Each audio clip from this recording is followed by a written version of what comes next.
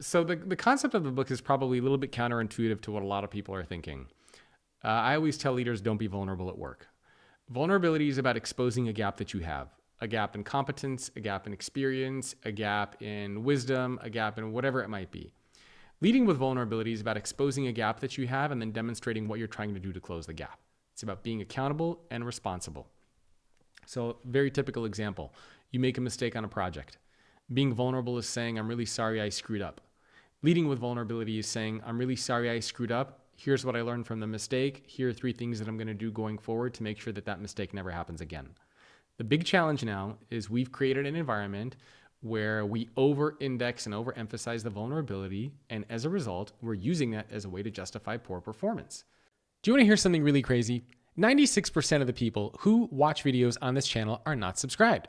Make sure to hit that subscribe button. It'll literally take you 1 second, and you'll get notified when more videos just like this one are available.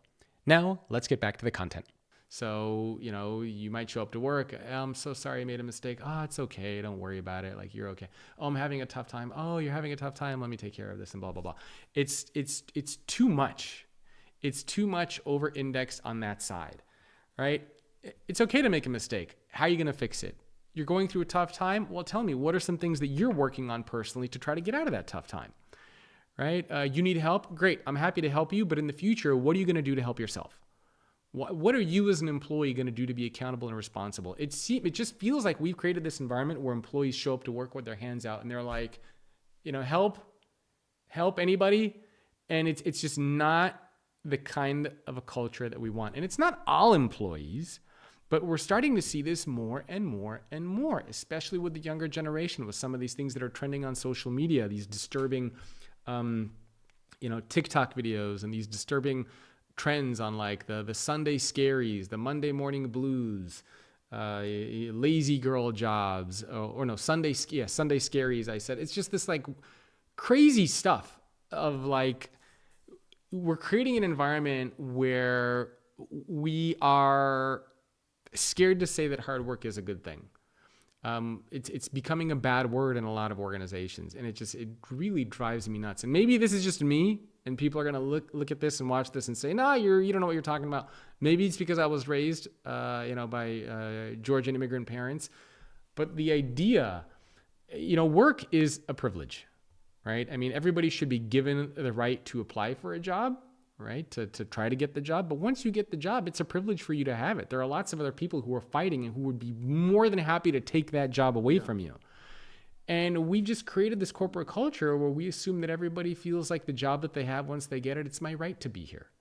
It's totally crazy, the things that people are whining and complaining about today. And again, part of it comes down to, Mike Rowe did a recent interview, or maybe it was last year, where he called it the snowflake generation, where the way that we, have parented our kids,